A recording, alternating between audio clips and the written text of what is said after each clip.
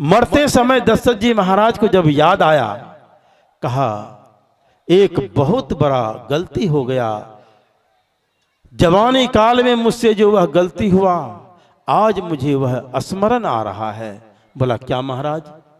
कहा मैं शिकार खेलने गया, मैं शिकार खेलने गया और शिकार खेलते वक्त, क्योंकि राजा दशरथ शब्द भेदी बाण जानते थे, श्रवण कुमार अपने माता पिता को लेकर जा रहे थे तीर्थयाटन के लिए। प्यास लगी, वृक्ष नीचे रख दिया और जल लेने चला गया सरोवर में।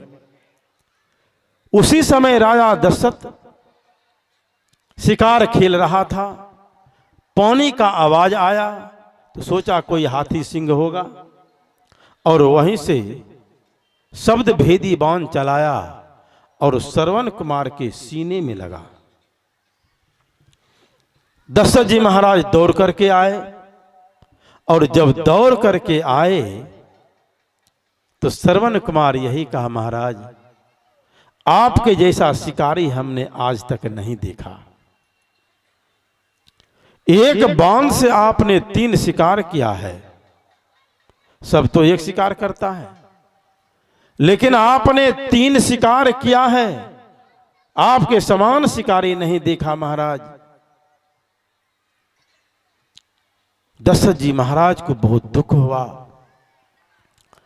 और उनको लगा कि यह ब्राह्मण होगा, कोई दोष हमको लग जाएगा। लेकिन श्रवण कुमार कहा, महाराज जो हत्या का पाप आप सोच रहे हो वह आपको नहीं लगेगा, मैं ब्राह्मण नहीं हूं, मेरे पिता वैश्य हैं और मेरी माता शूद्र हैं, मैं वर्ण संकर हूं, आपको हत्या का पाप लेकिन नहीं लगेगा, आप निश्चिंत हो जाइए और मेरे सीने से तीर को निकाल दीजिए। मेरे माता पिता हैं, पानी पिला दीजिए थोड़ा जा करके। दशरथ जी महाराज तीर निकाला, शरीर वहीं पर छूटा, पानी लेकर गया।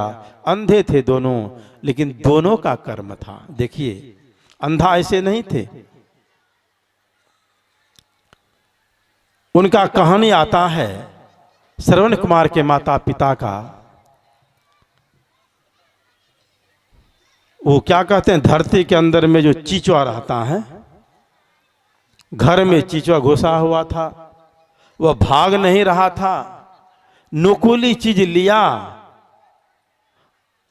और वहां दोनों जो था नरमादा, उसके आंख में अंदर से ही भोंक दिया, इधर से धुआं लगाया, अंदर में ही मर जाए। और वही दोष था उसका, और वही दोष के कारण देखिए कैसा कर्म है। आप किसी भी जीव को अगर दुख देते हैं वह भी भोग है,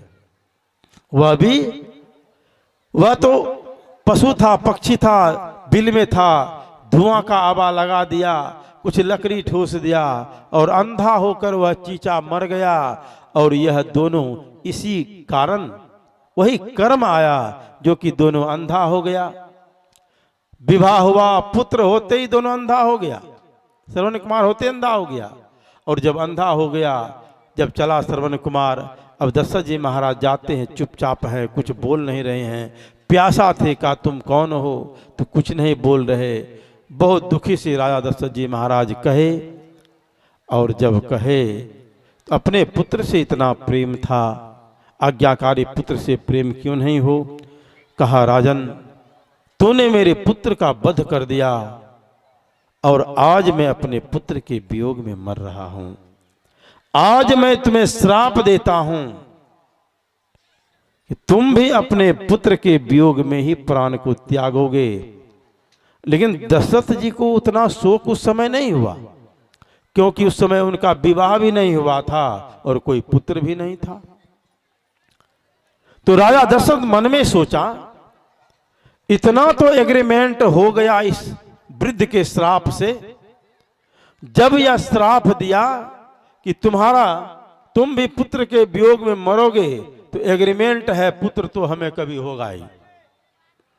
जब श्राप दिया है पुत्र होने का, तो राजा दशरथ जी महाराज वरदान के रूप में लिए, इसलिए वह निश्चिंत थे।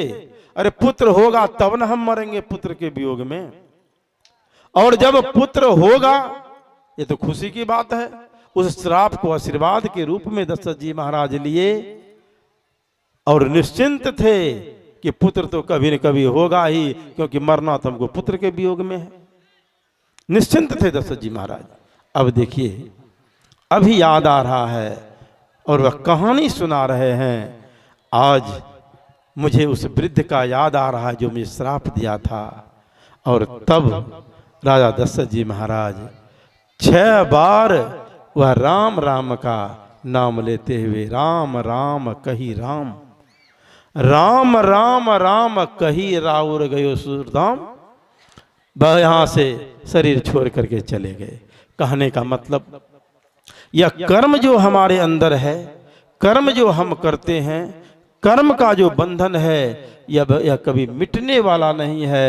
बहुत सारे प्रमाण हैं, बहुत सारे दृष्टांत हैं कि यह कर्म किसी को छोड़ता नहीं है। लेकिन भगवान मनुष्यों से कहा, हे मनुष्यों, इस संसार में तुमको किसी से डरने की जरूरत नहीं।